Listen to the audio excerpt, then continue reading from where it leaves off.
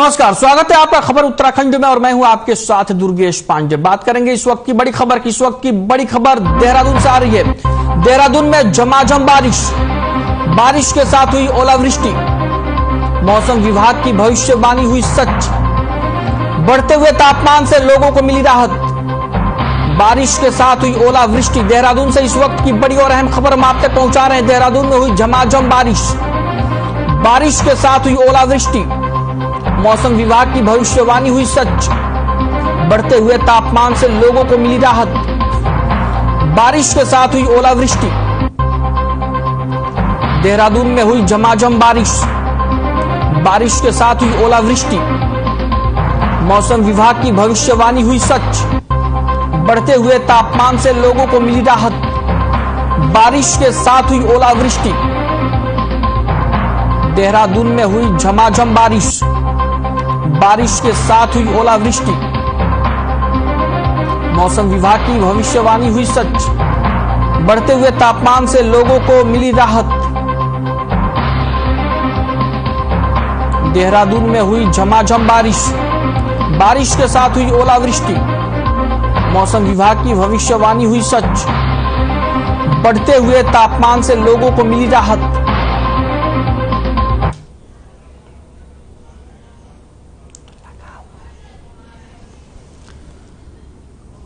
तस्वीरें आप अपनी टीवी स्क्रीन पर देख सकते हैं। तस्वीरें देहरादून की है, जहां पर आप देख सकते हैं साफ तौर पर किस तरीके से बारिश हो रही है और बारिश के साथ ओलावृष्टि भी हो रही है।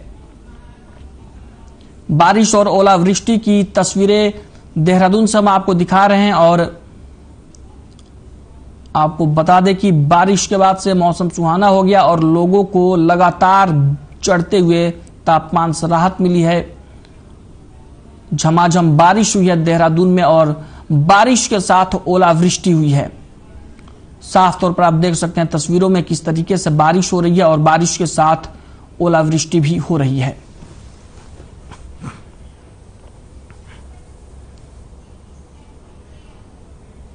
उत्तराखंड में आगामी चारधाम यात्रा को बेहतर बनाने की कवायद सरकार की ओर से तेज कर दी गई है। इसके लिए सभी विभागों की ओर से अपनी तैयारियों को अमली जामा पहनाया जा रहा है।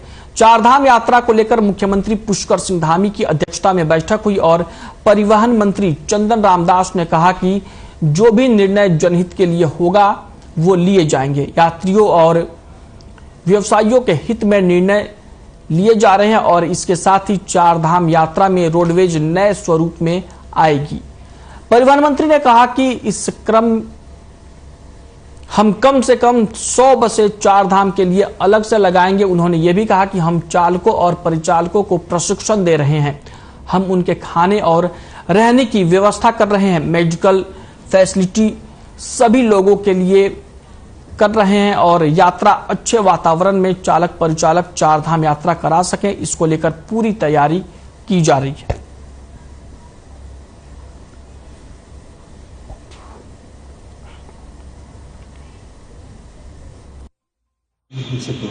अभी आज माननीय मुख्यमंत्री जी की अध्यक्षता में आज चारधाम यात्रा की बैठक हो रही है और कल मैंने भी विभागीय समीक्षा की है और अभी हम इसके बाद हम सभी निजी वाहन स्वामियों से और अपने विभागीय अधिकारियों के साथ हम बैठक करेंगे।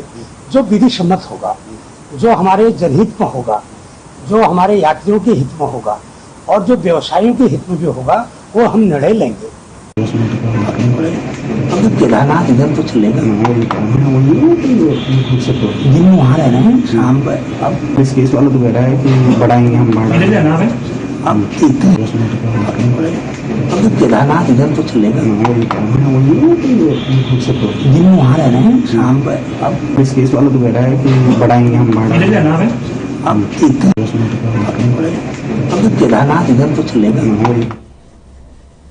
खबर हल्द्वानी से है, जहां पूर्व मुख्यमंत्री त्रिवेंद्र सिंह रावत कुमाऊं दौरे पर हैं, जहां पर उनका पार्टी कार्यकर्ताओं ने जोरदार स्वागत किया। वहीं पूर्व मुख्यमंत्री ने पार्टी के कार्यकर्ताओं और नए पदाधिकारियों से मुलाकात की। साथ ही एक बार फिर छात्रों पर हुए लाठीचार्ज को दुखद बताते हुए उन्होंने कहा कि किसी भी परिस्थिति में छात्रों के ऊपर हुए लाठीचार्ज को सही नहीं ठहराया जा सकता है और साथ ही उन्होंने लोगों से माफी भी मांगी।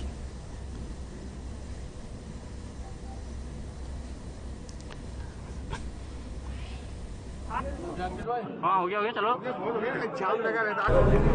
उनको क्यों सहानुभूति होने लगी भारतीय जनता पार्टी से?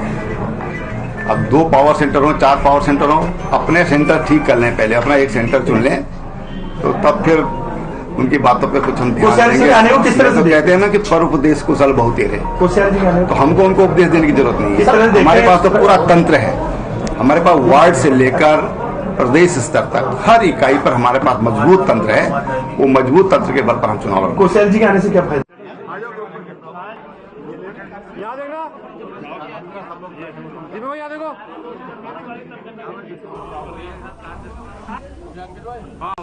अल्मोड़ा सांसद अजय टम्टा ने प्रेस वार्ता किया। इस दौरान उन्होंने कहा कि इस बार का बजट अमृतकाल का पहला महत्वपूर्ण बजट है, जिसमें सप्तर्षि के रूप में समावेशी विकास एवं बुनियादी ढांचे को मजबूत कर अंतिम छोर पर बैठे आम जनता को राहत देने वाला बजट है। वहीं हरित विकास के साथ युवा पीढ़ी की आर्थिक व्यवस्था को मजबूत करने का प्रावधान किया गया है। आगे उन्होंने कहा कि प्रधानमंत्री नरेंद्र मोदी जी के नेतृत्व में देश की जनता को राहत दिया गया है।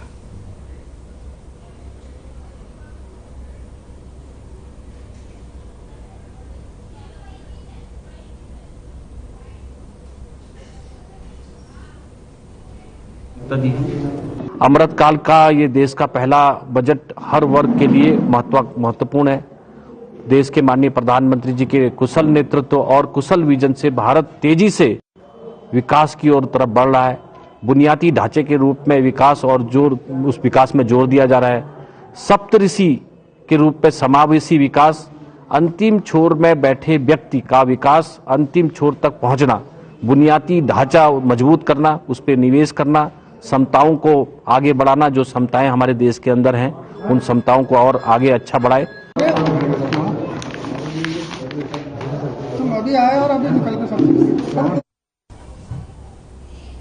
खबर उधम सिंह नगर से है, जहां एक महिला ने चौकी इंचार्ज पर चाकू से हमला कर दिया। आपको बता दें कि बाजपुर कोतवाली पुलिस को सोमवार देर रात 112 पर सूचना मिली कि भोना कॉलोनी में 2 पक्षों में विवाद चल रहा है।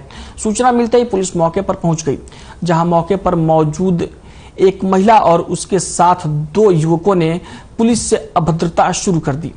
पुलिस से अभद्रता की सूचना पर दोराहा चौकी इंचार्ज देवेंद्र राजपूत टीम के साथ मौके पर पहुंचे, जहां महिला ने चाकू से अपने हाथ की कलाई को काटने का प्रयास किया, लेकिन चौकी इंचार्ज ने समझदारी दिखाते हुए महिला को रोका, जिससे आक्रोशित होकर महिला मीना देवी ने चौकी इंचार्ज पर चाकू से हमला कर दिया, जिससे चौकी इंचार्ज घायल हो गए। वहीं पुलिस ने महिला समेत उसके साथ 2 युवकों को गिरफ्तार कर लिया। हम क्रिमिनल है, चोर है, क्या है? देखिए, कल रात की घटना है। ये भोना कॉलोनी बाजपुर से कल एक सूचना मिली थी लड़ाई झगड़े की, तो उसमें हमारे बाजपुर चौकी के स्टाफ वहां पर पहुंचा, तो लेकिन जो आपस में वो झगड़ा कर रहे थे, ये हमारे पुलिस कर्मचारियों के समझाने के बाद भी जो है वो हमारे कर्मचारियों पर ही वो आमदा हो गए थे, जिसमें उन्होंने चौकी इंचार्ज को जो है सूचना दी। वह देवेंद्र राजपूत चौकी इंचार्ज वहां पर पहुंचे।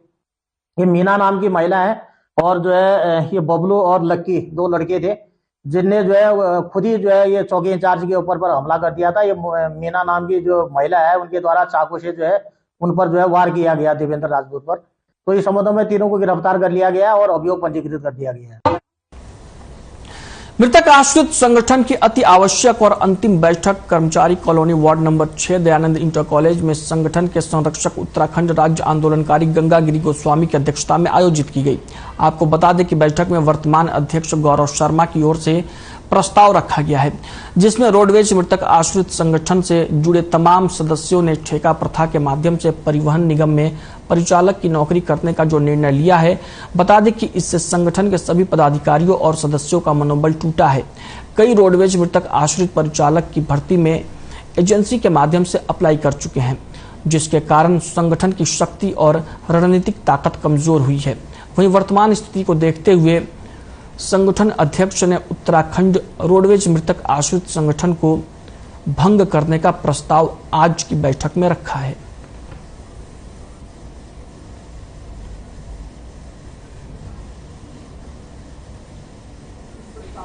आज रोडवेज मृतक आश्रित संगठन की बैठक हुई। इसमें संगठन की गतिशीलता को देखते हुए सभी वक्ताओं ने बड़ी चिंता व्यक्त की, क्योंकि हमारे तमाम जो साथी हमारे संगठन से जुड़े हुए थे वो ठेके की नौकरी में ज्वाइनिंग कर रहे हैं, कोई जा रहे हैं, किसी ने कर लिया है, कोई ट्रेनिंग ले रहा है। इससे हमारे संगठन की शक्ति कमजोर हुई है और ऐसे में सभी लोगों ने विचार विमर्श करते हुए सर्वसम्मति से इस रोडवेज मृतक आश्रित जो संगठन बनाया गया था उसको भंग करने का निर्णय सर्वसम्मति से लिया गया और जरूर इस प्रस्ताव पर चर्चा करेंगे और मृतक आश्रितों की सेवा में आने का मार्ग रास्ता खुलेगा। एआईसीसी की सूची जारी हो गई। ये सूची जारी होने के बाद से प्रदेश कांग्रेस के नेताओं में रोष है। आपको बता दें कि एआईसीसी की सूची में नाम ना होने के चलते कांग्रेस के कई नेता नाराजगी जाहिर कर चुके हैं। तो वहीं प्रीतम सिंह ने भी प्रदेश प्रभारी देवेंद्र यादव को कटघरे में खड़ा कर दिया है। उधर इस प्रकरण को लेकर बीजेपी ने अपनी प्रतिक्रिया जाहिर करते हुए विधायक और प्रदेश प्रवक्ता खजान दास ने कहा कि जिस तरीके से कांग्रेस में अंदरूनी कलह चल रहा है उससे बीजेपी को और मजबूती मिलेगी। साथ ही उन्होंने कहा कि आने वाले लोकसभा चुनाव में बीजेपी को इसका पूरा फायदा मिलेगा और राज्य की सभी 5 लोकसभा सीटों पर पिछले चुनाव की भांति आने वाले चुनाव में जीत हासिल होगी।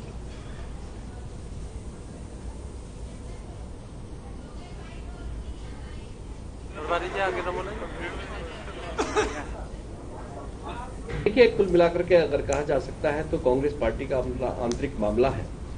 किसको उन्होंने सूची में रखा है, किसको सूचीबद्ध नहीं किया है, ये उनके ऊपर डिपेंड करता है। किंतु कुल मिलाकर के जो मैसेज गया वो भारतीय जनता पार्टी इससे और मजबूत होगी। जिस तरह से उन्होंने अपने आप ही स्टेटमेंट दे रहे हैं उनके नेता लोग जो कह रहे हैं, जैसे कि मदन बिष्ट जी का, माननीय विधायक जी का बयान जो पड़ा है, उन्होंने कहा कि वही जिता लेंगे। तो वही जिता लेंगे मतलब इसका मतलब है कि भारतीय जनता पार्टी के कार्यकर्ताओं का मनोबल भी बढ़ेगा और जनता सब जानती है कांग्रेस कहीं नहीं टिक पा रही है आने वाले समय में। अभी चाहे नगर इकाई का चुनाव हो और चाहे आने वाले 24 में चाहे अपने लोकसभा के चुनाव हो, इसमें भारतीय जनता पार्टी उभर करके आई है और भारतीय जनता पार्टी का एक इतिहास भी रहा है कुल मिलाकर के कि जो ये 5 सीटें उत्तराखंड में भारतीय जनता पार्टी की जोड़ी में जाएगी।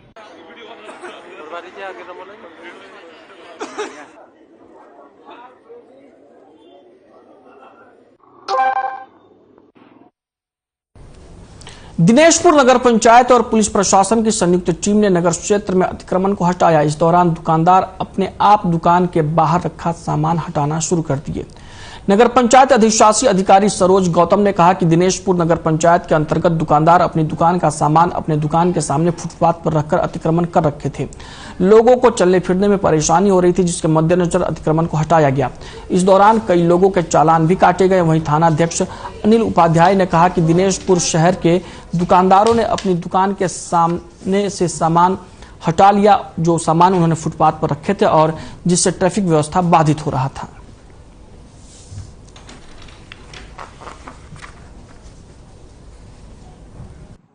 हमारा ये जो अभियान चला है अब ये कंटिन्यू चलेगा और कंटिन्यू इनकी चालानी कार्रवाई होगी। हमने क्या है कि दुकानदार अपनी दुकान को बढ़ाने के लिए दूसरी दुकान को छिपा देते हैं, जिस वजह से अतिक्रमण होता है। एक ने अपनी दुकान आगे बढ़ाई, दूसरे ने भी दुकान आगे बढ़ा दी। तो इसमें हम कंटिन्यू चालानी कार्रवाई कर रहे हैं और जो चालानी दी उनके आरसी काटेंगे और ये कंटिन्यू अभियान चला के अतिक्रमण से अपने शहर को अतिक्रमण से मुक्त कराएंगे।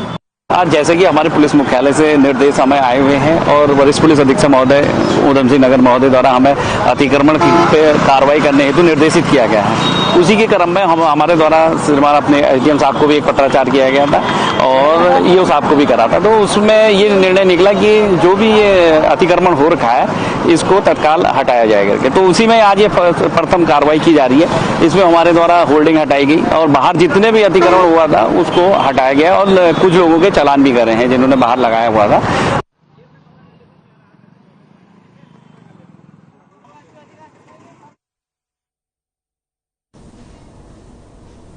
सीएम पुष्कर सिंह धामी ने सगंध उत्कृष्टता फसल उत्कृष्टता केंद्र का शुभारंभ किया। आपको बता दें कि इस दौरान केंद्र के डायरेक्टर ने उसकी तमाम उपलब्धियां और उनकी योजनाएं भी बताई। आपको बता दें कि सीएम पुष्कर सिंह धामी बुधवार को सेलाकुई पहुंचे, जहां पर उन्होंने सगंध फसल उत्कृष्टता केंद्र का लोकार्पण किया। इस दौरान केंद्र के डायरेक्टर निपेंद्र चौहान ने सगंध केंद्र की उपलब्धियां बताई और साथ ही सीएम के साथ कार्यक्रम में कैबिनेट मंत्री गणेश जोशी, विधायक विकासनगर मुन्ना सिंह चौहान, सहसपुर विधायक सहदेव सिंह पुंजीर भी शामिल हुए।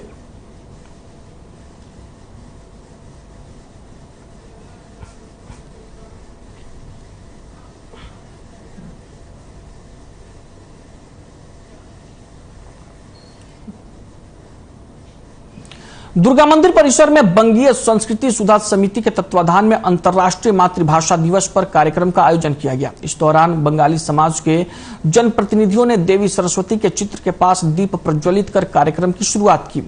बंगाली समाज के कई लोगों ने अपनी मातृभाषा को बचाए जाने के लिए अपने अपने विचार रखे।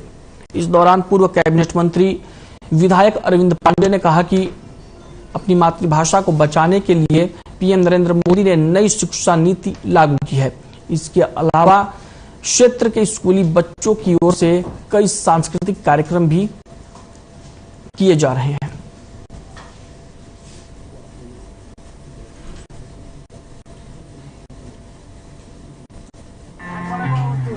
আপনি বিশেষ সহযোগিতা সবসময় থাকেন আমাদের সংগঠনের সঙ্গে অনেক অনেক ধন্যবাদ আপনাকে জানিয়ে আর এরপর আমি अपनी मातृभाषा में पढ़ाया जाए तो चीजें बहुत जल्दी करते हैं। लेकिन आजकल कॉन्वेंट का जमाना है, लेकिन उसको देखते हुए हमारी सरकार ने नई शिक्षा नीति के तहत 1 से लेकर 5वीं तक मातृभाषा बच्चों को पढ़ाया जाए। इसी कड़ी में जब मैं पिछले 5 साल मैं शिक्षा मंत्री था तो उस समय नई शिक्षा नीति के इस पार्ट को हमने उत्तराखंड प्रदेश में लागू किया है। हरिद्वार में 4 पुलिसकर्मियों पर मुकदमा दर्ज होने पर पुलिस महकमे में हड़कंप मचा हुआ है। चारों आरोपियों के खिलाफ कोर्ट के आदेश पर सिडकुल थाने में मुकदमा दर्ज किया गया है। मामला साल 2020 का है, जिसमें पुलिसकर्मियों पर एक दलित महिला को सिडकुल थाने में लाकर उसके साथ मारपीट और अभद्रता करने का आरोप है। पीड़िता की शिकायत के बाद जिला जज की कोर्ट ने तत्कालीन सिडकुल थाना इंचार्ज प्रशांत बहुगुणा, तत्कालीन कोर्ट चौकी इंचार्ज दिलबर सिंह नेगी और 2 कांस्टेबल्स के खिलाफ मारपीट और SC/ST एक्ट की धाराओं में मामला दर्ज करने के आदेश दिए हैं। आरोपी पुलिसकर्मियों में एक महिला कांस्टेबल भी शामिल है।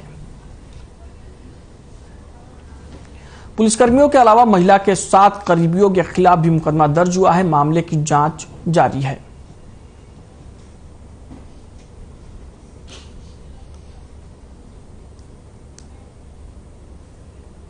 CRPC के तहत एक आदेश प्राप्त हो, जिसमें एक जो घटनाक्रम है उसको वृतांत मेंशन करते हुए उसको अभियोग दर्ज करने की बात कही गई है। चूंकि माननीय न्यायालय से प्राप्त आदेश है तो उस पर अभियोग दर्ज कर लिया गया है। अब चूंकि घटनाक्रम काफी पुराना है, 2020 का इसमें बताया जा रहा है, तो अभी ये जांच का विषय है कि उस टाइम में क्या पूरा वो प्रकरण रहा, तो उसकी अभी हम जांच प्रचलित है।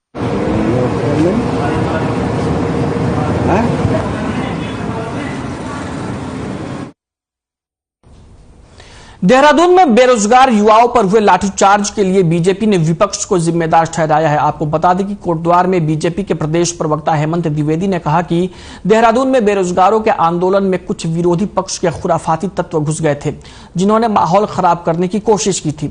साथ ही उन्होंने कहा कि इस पूरे मामले की मजिस्ट्रेटी जांच चल रही है और जांच के बाद कार्रवाई की जाएगी।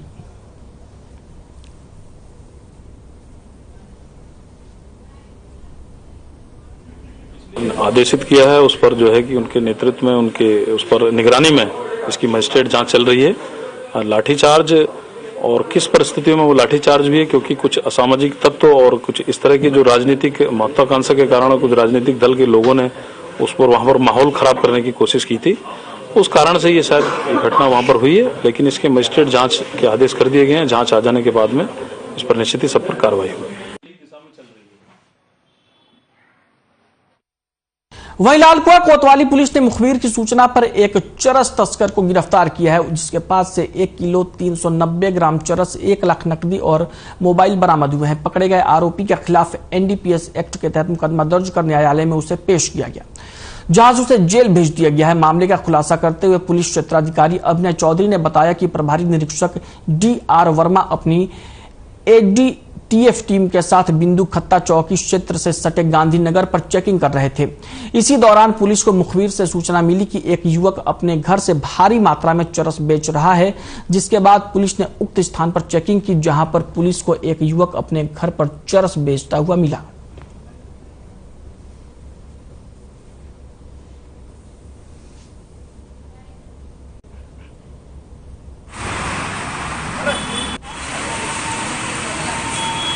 अवैध काम जैसे कि चरस बेचना, स्नैक बेचना, इस तरह के कामों में संलिप्त थे, तो वो पहले से ही पुलिस की रडार पे थे। उनमें से कुछ के खिलाफ पहले ही कार्रवाई की जा चुकी है और उसी क्रम में जो ये अभियुक्त आपका राजेंद्र सिंह बोरा जो गांधीनगर का रहने वाला है, तो इसके खिलाफ कार्रवाई की गई और ये टीम के काफी टाइम से रडार पे था और इसके जो है पास से 1 किलो 390 ग्राम चरस जो कि वाणिज्यिक मात्रा में है वो पकड़ी गई और उसको लगभग जो है 1,03,000 कैश भी हमें बरामद हुआ है।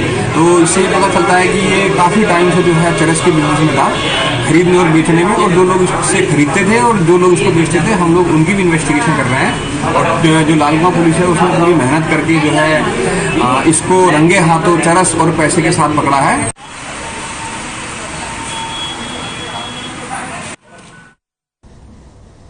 उत्तराखंड में प्लास्टिक के उद्योगों को बढ़ावा देने के लिए सरकार ने नया पैकेज तैयार किया है। इसके तहत उत्तराखंड के लोगों को रोजगार मुहैया कराया जाएगा और उनकी आर्थिकी में इससे बढ़ोतरी होगी।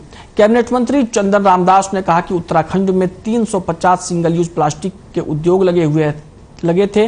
प्रदूषण को देखते हुए इन उद्योगों पर प्रतिबंध लगा दिया गया। अब हम नई नीति लाएंगे जिसमें प्लास्टिक के वैकल्पिक उत्पादन जिन पर प्रतिबंध नहीं लगा हुआ है। उन्होंने कहा कि हमने 350 उद्योग को नया पैकेज दिया है और ये वैकल्पिक प्लास्टिक के उद्योग लगाएंगे और हम उत्तराखंड के लोगों को रोजगार देने में सक्षम होंगे।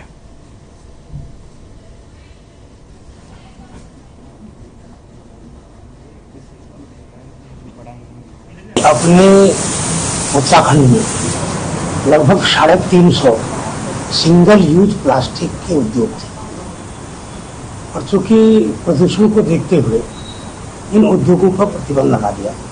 हम एक नई नीति लाए हैं जो प्लास्टिक का जो वैकल्पिक जो उत्पादन है जिस पर भारत सरकार ने बैन नहीं लगा रखा है और जो प्रदूषण नहीं करेगा, ऐसे उद्योगों को बढ़ाने के लिए हमने 350 उद्योगों को नया पैकेज दिया है।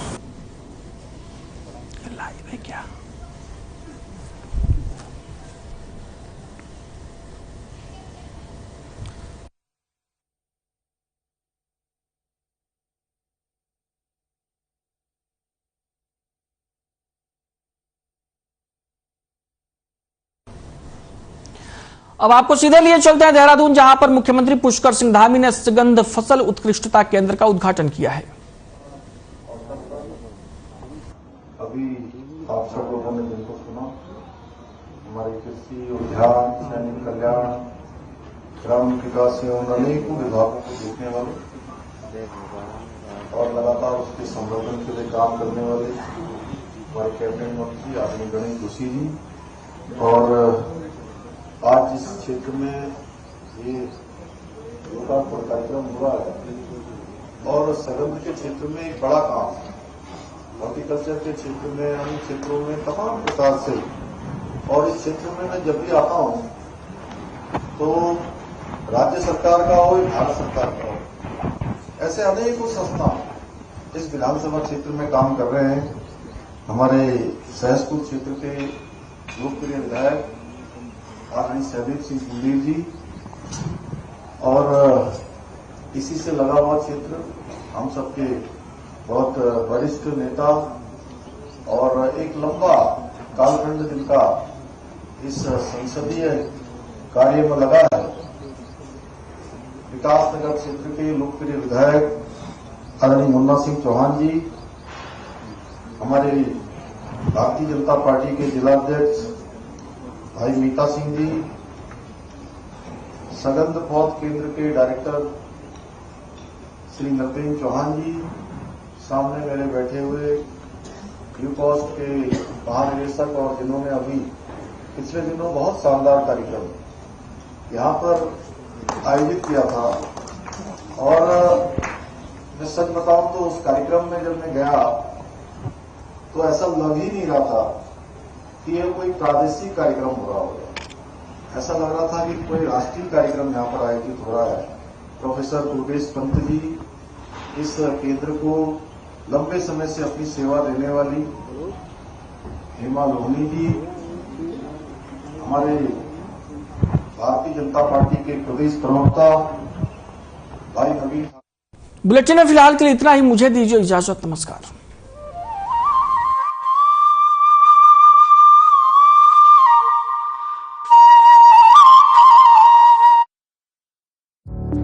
Through constant